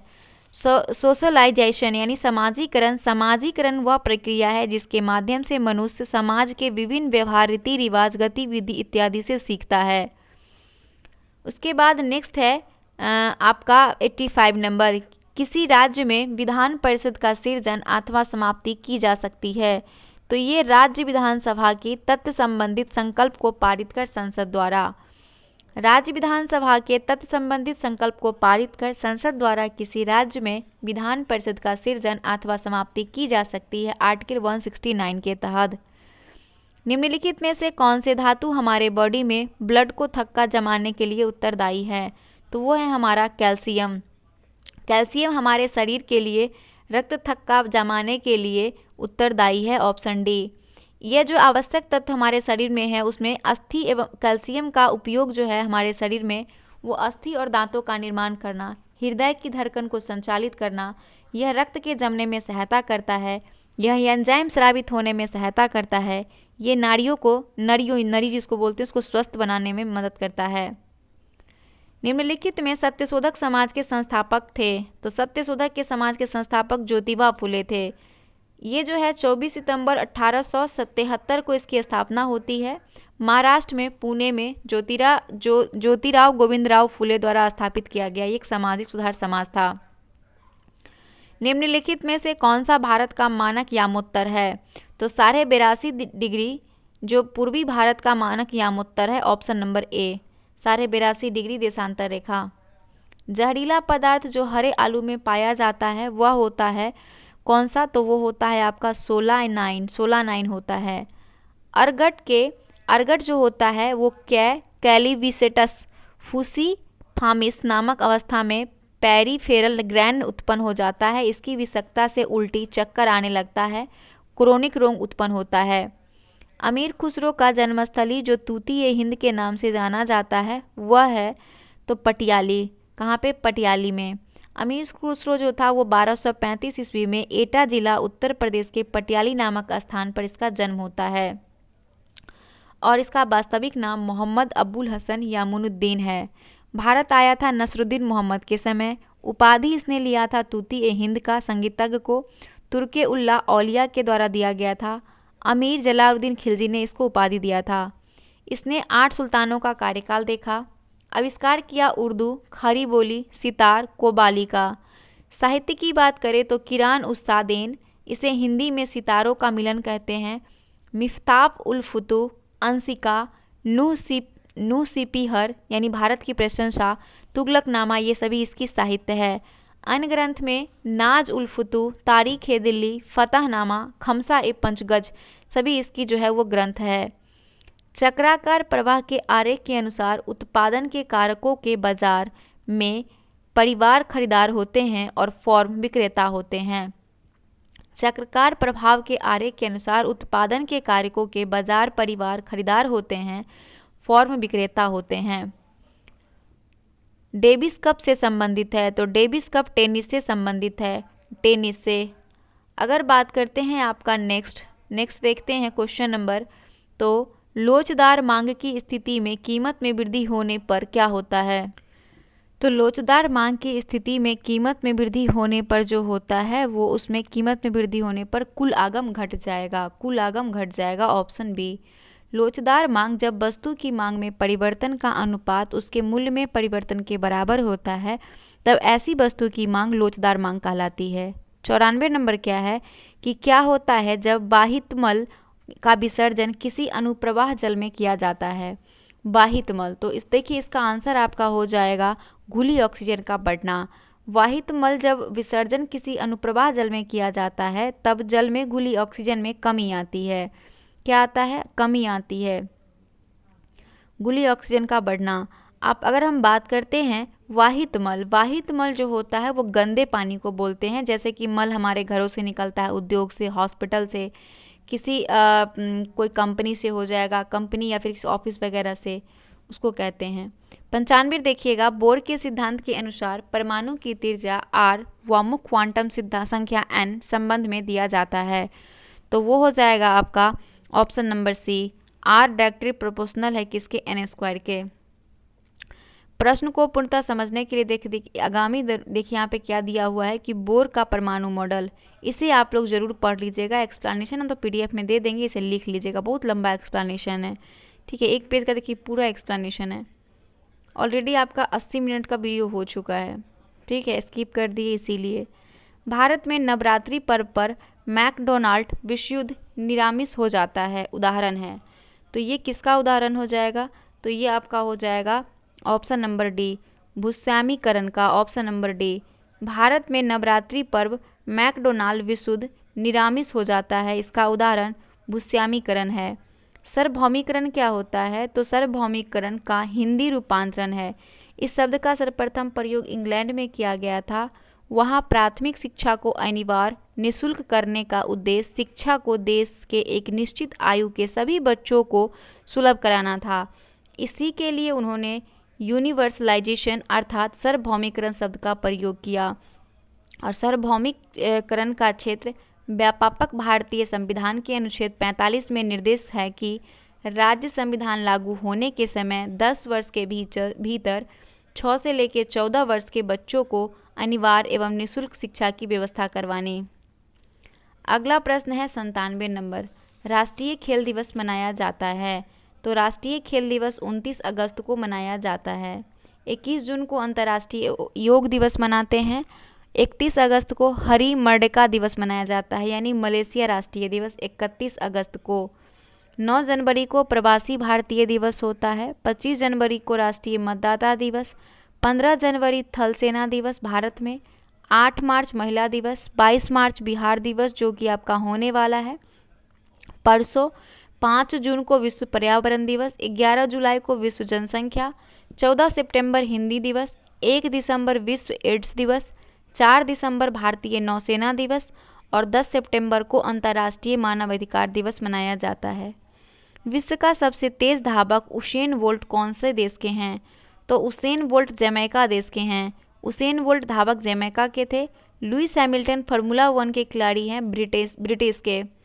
और टाइगर वुड्स गोल्फर अमेरिका के हैं। ग्रिस गेल क्रिकेट के वेस्ट इंडीज़ के। नोवाक जोकोविच टेनिस के सर्बिया के हैं। लियोनेल मेसी फुटबॉल से अर्जेंटीना की है। मोहम्मद रिजवान क्रिकेट के खिलाड़ी पाकिस्तान के हैं। 99 नंबर है, पाश्चुकरण की धारणा प्रणाली के दौरान दूध को 30 मिनट तक गर्म किया जाता है 65 डिग्री सेल्सियस तक ताप पर। Option number D. दूध राष्ट्रीय अनुसंधान संस्थान जो है आपका करनाल हरियाणा में है।